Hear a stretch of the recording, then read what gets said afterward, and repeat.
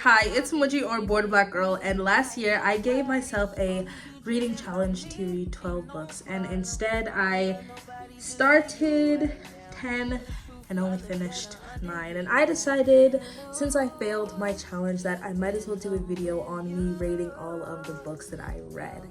Now, last year was a bit of a roller coaster. It was my first book reading challenge ever, and I read, honestly, a kind of mix of books, mostly focusing on romance, but I'm excited to rate my books today. As I said, I read 10 books, but I only ended up finishing 9, and my goal was 12. So although I did not meet my goal, I would like to say that I did a pretty decent amount. I did read other books outside of this challenge, but I did not finish those, and they weren't a part of the challenge, so I did not do anything with them. But here we are today.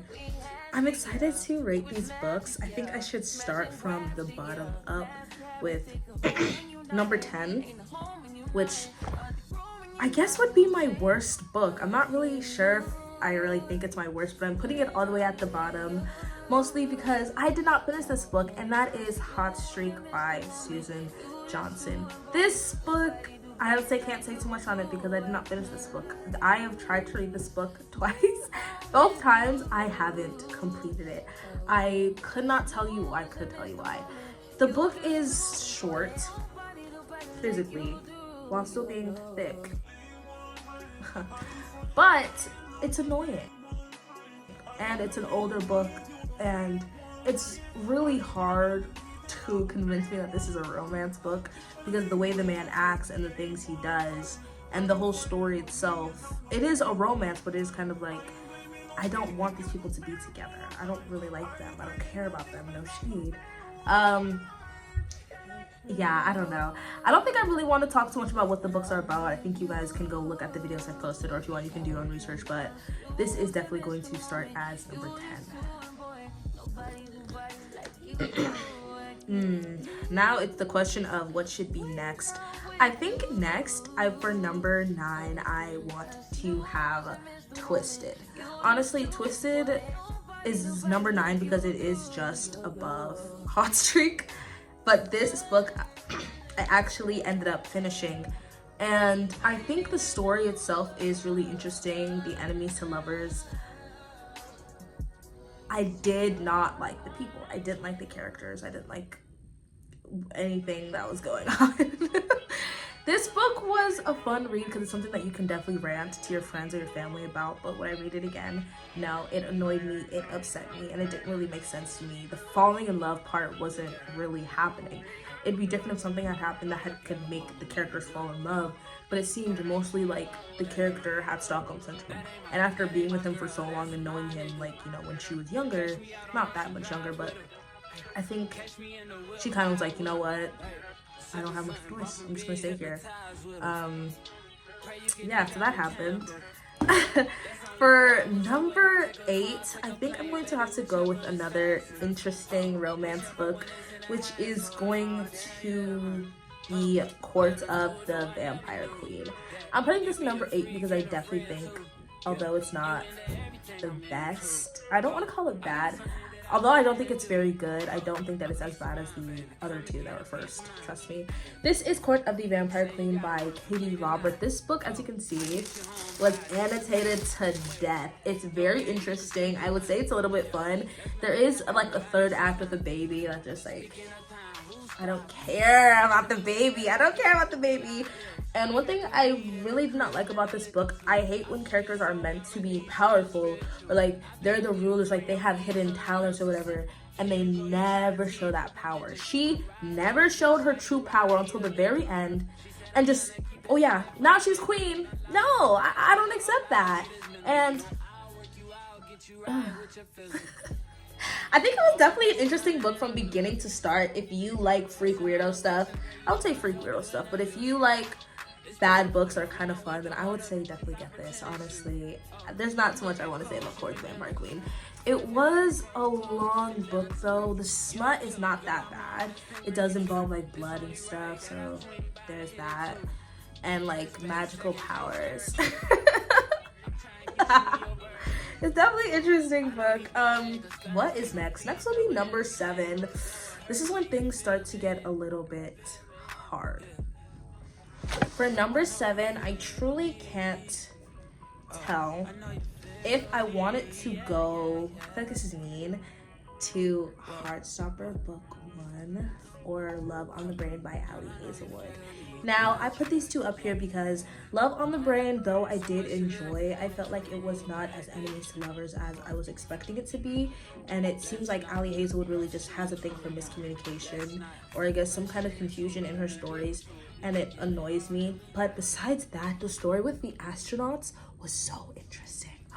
I love that part. The love, I did kind of enjoy see them being together in the end, but I felt like I expect there to be some kind of fight to the romance in the end, some fight to, oh my god, maybe I don't hate him, maybe he doesn't hate me, something like that. But it kind of seemed like we were never really enemies, we just disliked each other and then we talked it out. Now this one, Heartstopper Volume 1, I feel like although it was a good short read, I was new to graphic novels and new to the formatting, and I was really confused as to what exactly was going on. But I think after I got over the formatting, I did enjoy the rest of the series, but I feel like the first book is such an introduction, and I feel like it really is just them as friends and Charlie having a crush on him and Nick, of course, having some sort of feelings back. And then soon the second book is where we really get into Nick and Charlie. I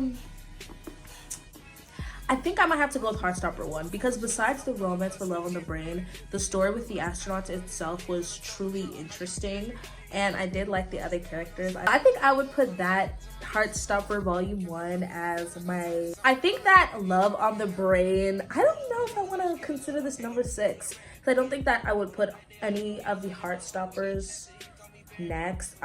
This is actually a hard one.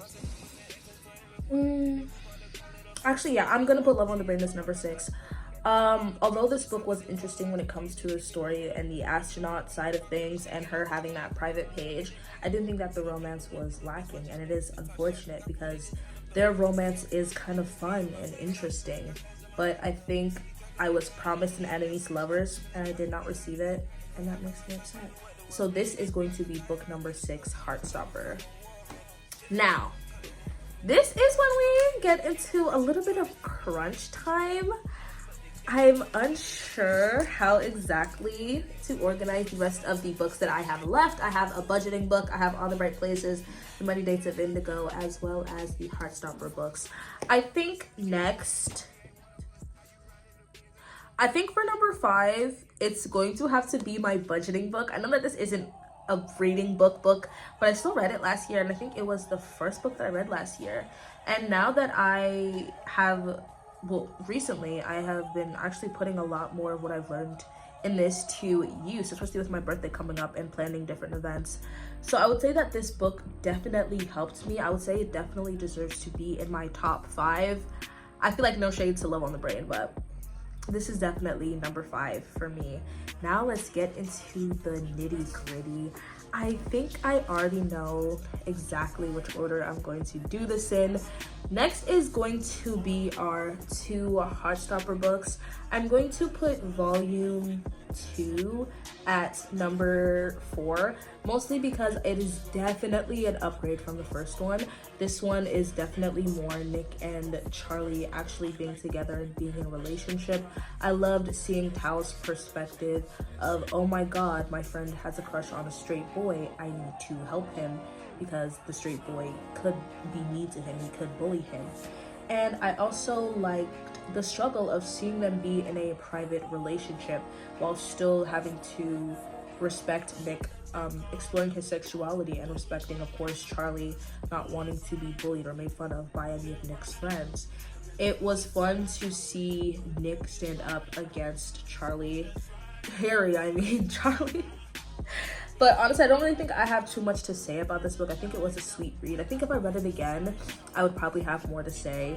But I think because it entertained me and I really got into Heartstopper this year, that it is going to be number 4. Number 3 is actually going to be another Heartstopper book, but this is going to be Heartstopper Volume 3. I'm putting this above the second one, mostly because it's a bigger book and we get more. Though it is bigger and we do get more, I feel like this was easier to read, although it is more pages. And this, I honestly liked more. It was a short, sweet Paris read, which I've been saying way too much. We got to see a little bit of Tara and Darcy's relationship, which I do enjoy. We got to see a little bit of Tao and Elle's relationship along with Alan and Daniel's, but mostly we got to see Nick and Charlie talk about Nick's sexuality, as well as talk about Charlie's sexuality from the perspective of him being outed by Tao, as well as Charlie's eating disorder. I think it was really interesting to read about it, and I can relate to Charlie, and he's extremely brave, honestly, and I think that's something that people don't really talk about when it comes to his character. And I think his kind of bravery and openness in this book with his eating disorder, as well as seeing him, like the realism of it, him being upset when it's brought up in conversation, you know, Nick is asking him about it, as well as him passing out. Definitely enjoyed reading this book, and I think it definitely belongs on number 3. Now, number 2. This one is no surprise. If you watch the video, you know that I love this book. This is The Many Dates of Indigo. This book is actually not only a Wattpad book, which is one thing, but this is also written by Amber D. Samuels, a Black Wattpad star. Now, I really loved reading this book. I absolutely loved how, although it is a romance book, the main focus is on Indigo, and I loved how we got to see her going on different dates with different guys and seeing different situations.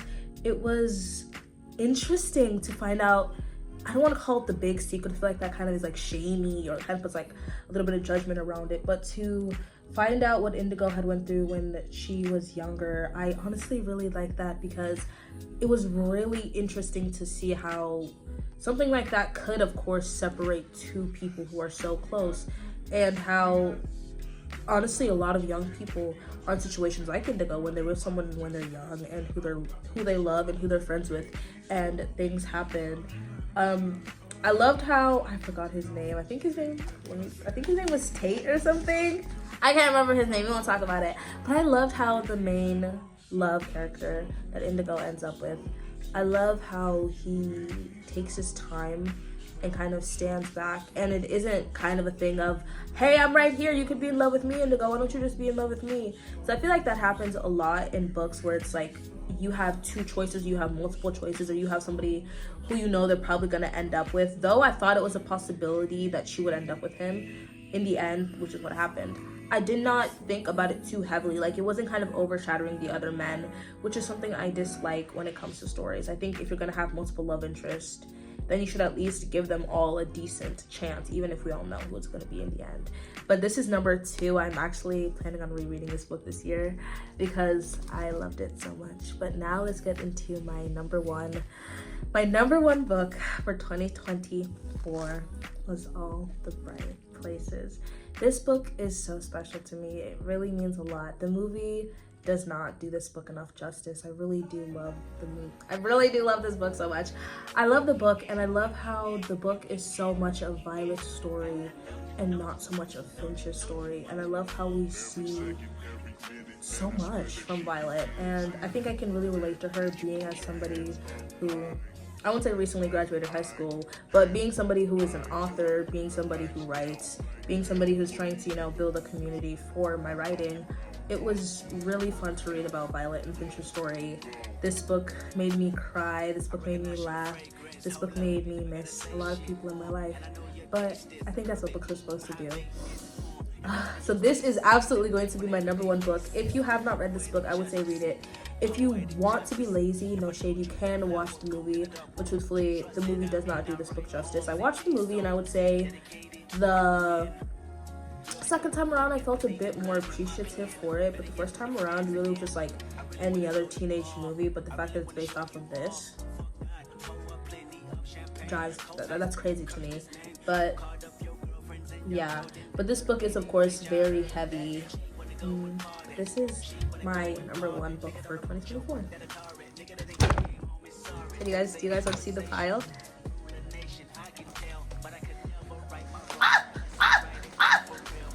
Here's the book pile. 2024 book rating. Woo-hoo. Yeah.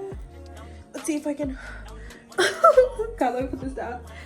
Thank you so much for watching this video. I am excited to read more books in 2025, and I am excited to do more book videos. If you guys enjoyed my last challenge, go ahead and tell me in the comments below, because I think I will do another challenge this year and actually reach my goal of 12 books. Thank you so much for watching this video. I hope you enjoyed. Please make sure to check out my 12 book reading challenge, as well as my Etsy shop in the description below and my social medias.